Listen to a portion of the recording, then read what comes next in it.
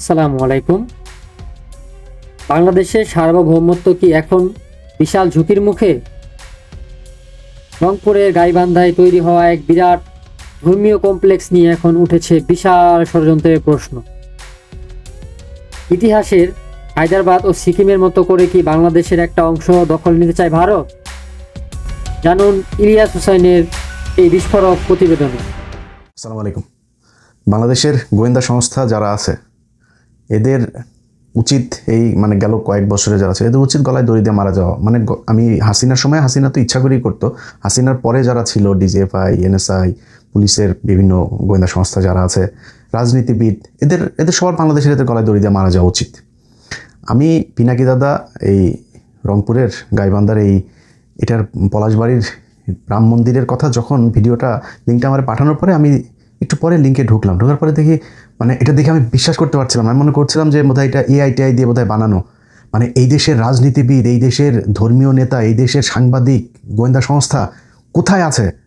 তাদের চোখের সামনে দিয়ে, ভাই আপনারা সারাদিন পূজা করেন, আপনারা মূর্তি বানান, আপনারা মন্দির বানান, আমাদের কোনো সমস্যা নেই। বাংলাদেশের এই বাংলা, বিহার, উড়িষ্যা, এখনও পর্যন্ত কলকাতাতে আপনি খুঁজে দেখেন তো রাম মন্দির আছে কিনা এরকম একটা। এই পুরো বাংলা, বিহার, উড়িষ্যার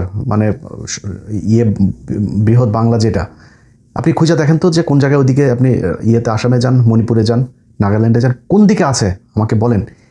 রাম মন্দির কেন বানাইতে হবে? এটার পেছনে একটা বিশাল আকারের পরিকল্পনা ভারতের ছিল। সবার আগে প্রশ্ন হলো যে যেই ব্যক্তি আলু পটল বিক্রি করা এক ব্যক্তি ভ্যানে করে যে সবজি বিক্রি করতো, সে হঠাৎ করে এরকম বিশাল মন্দিরের তার কাছ থেকে টাকার হিসাব নিতে হবে যে সে টাকা কোথায় পাইলো। এরপরে আস্তে আস্তে যাইতে হবে গোয়েন্দা সংস্থার যে কিভাবে হইলো, কারা ফান্ডিং করলো, কেন ফান্ডিং করলো, এটার পেছনে কি। আপনাদের নিশ্চয়ই মনে আছে যে ভারতে এক রাম মন্দিরের কথা বলে তারপরে তারা অযোধ্যাতে একটা মসজিদ ভেঙে ফেললো এবং সেখানে সবশেষ তারা মন্দির বানিয়েই ছাড়লো।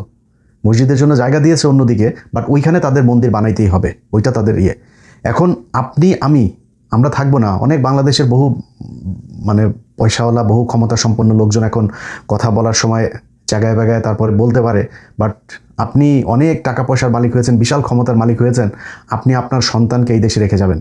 আজ থেকে 50 বছর, আজ থেকে 100 বছর, 200 বছর পরে বলবে যে এটা হচ্ছে গিয়ে রামের পুণ্যভূমি, এই দেশ পুরোটাই আমাদের দিয়ে দাও। একজন হিন্দু নেতা, তার বক্তব্য শোনার পরে শরীরের প্রতিটা লোম দাঁড়িয়ে গিয়েছে। বক্তব্যটা শোনেন। রাম মূর্তি কতটুকু হবে, কত ইঞ্চি হবে, সেটা ঠিক করবে দেশের হিন্দুরা।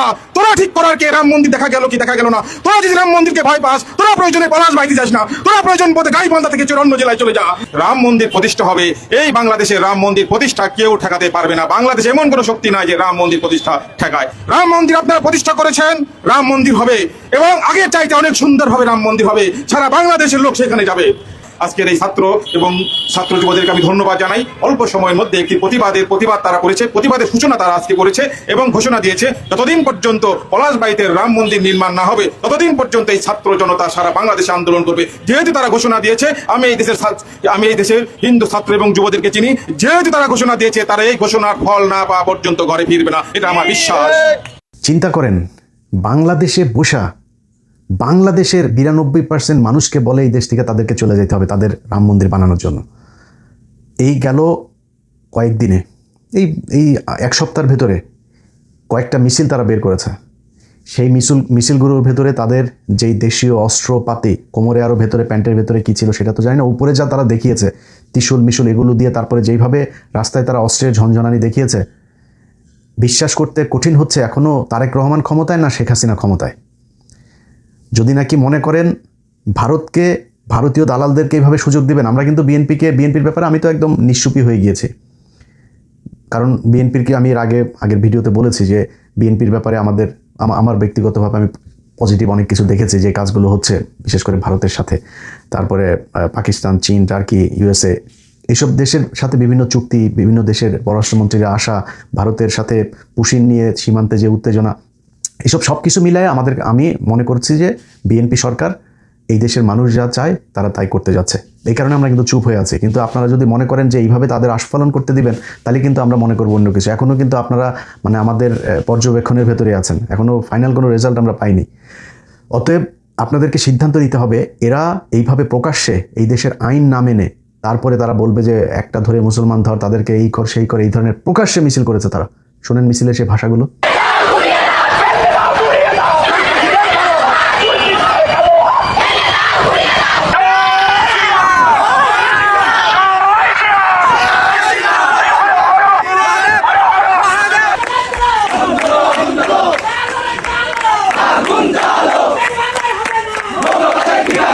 এটা এই এই এই সম্প্রতি এই মিছিল হয়েছে।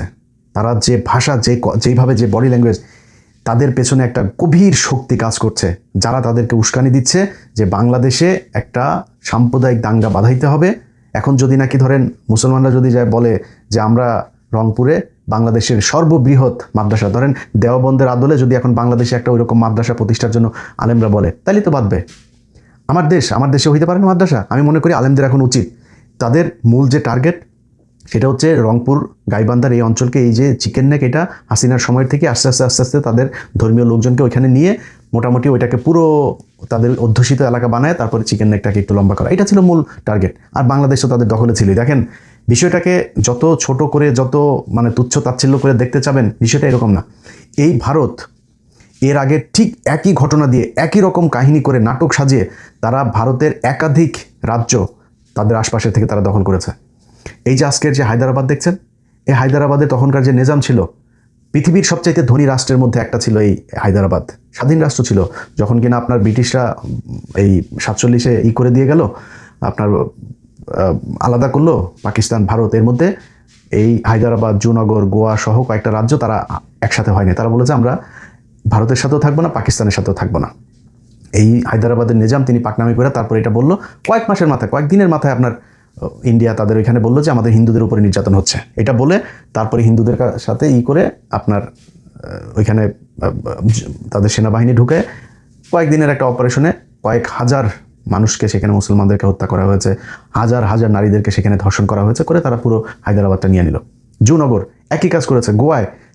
গোয়াতে একটা ছোট্ট নৌকার মধ্যে আগুন দিয়ে তারপরে পুরো গোয়াটাকে দখল করে নিয়েছে। বলেছে যে এটা একজন হিন্দু সেখানে মাছ ধরতে গিয়েছিল, তার উপরে সাম্প্রদায়িক হামলা হয়েছে, এই কথা বলে তারপরে তার এই ইয়েটার মধ্যে, আপনার নৌকার মধ্যে আগুন ধরিয়ে দিয়ে বললো যে আমাদের এখানে সাম্প্রদায়িক কী হচ্ছে, আমাদের এখানে ইন্টারভেনশন করতে হবে। তারা যা সেখানে সেনাবাহিনী ঢুকাই দিয়ে গোয়াটারে দখল করে নিল। এরপরে সিকিম কিভাবে করেছে, পরবর্তীতে আরও কয়েকটা রাজ্যের, এগুলো আপনারা জানেন। সো আমাদের এখানে তারা যেটা এখন করতে চাচ্ছে, এই সাম্প্রদায়িক দাঙ্গা বাধায় তারপরে এখানে একটা মিলিটারি একটা ইন্টারভেন করতে চায়। সো আমার প্রথম কথা হচ্ছে যে সরকারের কাছে, সরকার কি মানে সেই আগের মতো পায়ে ধরে থাকতে চায় নাকি সম্মান নিয়ে থাকতে চায়, সেটা আমাদের কাছে পরিষ্কার হইতে হবে। আজকে যদি নাকি এই হায়দ্রাবাদ, জুনগর, সিকিম সেগুলোর মতো করে যদি আমাদের এখানে করতে চায়, আমাদের কি কি করণীয় আছে, আমাদের কোন প্রস্তুতি নিতে হবে, কি করতে হবে, সেটা আমাদেরকে আপনি করতে হবে। আপনি এই যে এই ধরনের তাদের কিছু নেতা আছে, যেমন গোবিন্দ বাংলাদেশের বিভিন্ন আপনার সামাজিক সাংস্কৃতিক অনুষ্ঠানে যাবে, ইভেন তার অনেক মুসলমানের সাথেও তার বিশাল ভালো সম্পর্ক, এমনভাবে কথা বলবে মনে হবে যেন তিনি জামাতের প্রশংসা করে। সে বোঝায় যে সে খুবই অসাম্প্রদায়িক একজন মানুষ, এবং খুবই এই গোবিন্দর পরিচালিত তার যুব জোট, তারপরে হিন্দু এই যে লাভ জেহাদ, তারপরে হইল গিয়া তার কুরুক্ষেত্র, এরকম কয়েকটা গ্রুপ খুলে তারা সেই গ্রুপের ভেতরে একদম ওপেনে ডিক্লেয়ার দিয়ে মুসলমান মেয়েদেরকে তারা এই প্রেমের ফাঁদে ফেলে তারপরে সেখানে করে। এক হিন্দু আরেক হিন্দুকে সাহায্য করে মুসলমান মেয়েদেরকে তার গর্ভে সন্তান দিয়ে তারপরে তাদের ভেঙে যাওয়া, তাদের পরিকল্পনা, মানে এটা তাদের বিশ্বাস যে তারা মুসলমানদের পেটে এইভাবে তাদের সন্তান দিতে দিতে একসময় এখানে সব নাকি তাদের ধর্মের লোক হয়ে যাবে। একদম ওপেনে তাদের গ্রুপের মধ্যে, আমি 15 মিনিটসের প্রোগ্রাম করেছি সেগুলো নিয়ে, তাদের গ্রুপে কোনো ব্যবস্থা নেয়নি তখনকার সরকার, এই ইউনূস সরকার কোনো ব্যবস্থা নেয়নি। এবং এখনও পর্যন্ত আপনার এই যে গোবিন্দ, সে বাংলাদেশে যে সুন্দর করে কথা বলে না, তার আমি 2024 সালে যখন হাসিনা পালায় গেল, এই হাসিনা পালানোর 15 দিনের মাথায় সে ভারতীয় একটা চ্যানেলে গিয়েছিল, তখন বাংলাদেশের একটা চ্যানেলেও আবার সে করেছিল, সেখানে সে বলছে যে না, হিন্দুদের উপরে কোনো ধরনের নির্যাতন হচ্ছে না, আমরা সবাই অসাম্প্রদায়িক, এই দেশে এগুলো যেগুলো করা হচ্ছে সেগুলো রাজনৈতিকভাবে। সে ভারতীয় এক চ্যানেলে গিয়ে, তাদের জাতীয় চ্যানেল, সেইখানে গিয়ে সে কি বলে এসেছে আপনি শোনেন, তারপরে বুঝতে পারবেন যে সে কত বড় মানে হিপোক্রেট এবং কত মানে গভীর ষড়যন্ত্র সে ভারতের সাথে করে। তার বক্তব্যটা শুনেন। बांग्लादेश में हर दिन किसी न किसी जगह पर हमला हो रहा है। जमीनों पर कब्जा, लड़कियों का अपहरण, बलात्कार, झूठ धर्म का अपमान करने बयाने गांव के गांव चला जा रहा है। घर व्यवसाय लूटपाट, धर्मांतरकरण, किया जा रहा है। परिणाम स्वरूप हिंदू देश सरकार भाग गया है। এটা হচ্ছে এই গোবিন্দদের আসল চরিত্র। আমরা বাংলাদেশে, আমি একজন মুসলমান হিসাবে আমি কোনো ধর্মের সাথে আমি কোনোদিনও মানে কেউ কারোর ধর্ম পালন করতে বাধা দেখ, আমি কোনোটাই চাই না। মুসলমানও অন্য ধর্মের বাধা দেখ, সেটাও চাই না। আমি খুবই লিবারেল একজন মানে ধর্মীয় মানুষ। সো আমি যেটা মনে করি যে এই বাংলাদেশে যেসব হিন্দুরা আছে আমরা তাদেরকে রেসপেক্ট করি, তারা ধর্ম পালন করবে, আমরা সেটাতে রেসপেক্ট করি। কিন্তু গেল 15টা বছরে আপনারা একটু ক্ষমতা পাওয়ার পরে আপনাদের যে চরিত্র বাংলাদেশের মানুষ দেখেছে, সেটা বনজ কুমার থেকে সেই বিপ্লব সরকার থেকে শুরু করে এই দেবাশিস সহ সবাই তাদের আসল রূপ দেখিয়ে দিয়েছে। বাংলাদেশে তারা ব্যবসা প্রতিষ্ঠান খুলেছে, তাদের সব প্রপার্টি নিয়ে জমিয়েছে ভারতে। সব কটার ভারতে বাড়ি আছে, কলকাতা, দিল্লি, বিভিন্ন জায়গায় তাদের বাড়ি আছে। সেখানে গিয়ে তারা বাড়ি করেছে, তাদের বাংলাদেশে কোনো কিছু জমায় না। এটা তাদের চরিত্র। এবং বাংলাদেশের মেয়েদেরকে ধর্ষণ করা, বাংলাদেশের মেয়ে এই মানুষকে গুম করা, খুন করা, সব কিছুর সাথে তারা জড়িত ছিল। আমরা এটা 15 বছর দেখেছি, সেটা ভুলে যেতে চাই। কিন্তু ফার্দার যদি আপনারা এই ধর্মীয় বিভাজন তৈরি করে তারপরে বাংলাদেশকে ই করতে চান, তাহলে কিন্তু এই দেশের সরকার টরকার কোনো কিছু মানব না। আমরা কিছু বললেই তো তারপরে আবার বলে ফেলেন আমরা মব সৃষ্টি করতে চাই, এই কথা বলে বলে তারপরে আমরা খুব চুপচাপ হিসাব করে তারপরে চলতাম। অথচ এই সরকার আসার পরে এমন কোনো দিন নাই চাঁদাবাজিতে মানুষ মারা যায়। এখন তো আমরা কিছু বলি না। এখন এত মারামারি, গ্যাঞ্জাম, চাঁদা নিয়ে ঝগড়া, এত কিছু লুটপাট, এত কিছু হয় কেন এখন? আমরা কিন্তু সব বুঝি যে ঠান্ডা করে কোনো রকম সবাই ঠান্ডা করে দিয়া ধান্দাবাজি করাই হচ্ছে গিয়ে মূল উদ্দেশ্য। এটা আমরা বুঝি। সো এগুলো আপনারা করেন, কোনো সমস্যা নেই। বাট দেশের সার্বভৌমত্বের প্রশ্নে যদি কোনো আঘাত আসে, তাহলে কিন্তু আবার সেই হাসিনার মতো পাগলামি শুরু করে দেব। আল্লাহ হাফেজ। আপনি যদি এমন তথ্যভিত্তিক এবং চোখ খুলে দেওয়া বিশ্লেষণ নিয়মিত দেখতে চান, তাহলে এখনই ইসলামিক এক্সপ্লোরার চ্যানেলটি সাবস্ক্রাইব করুন।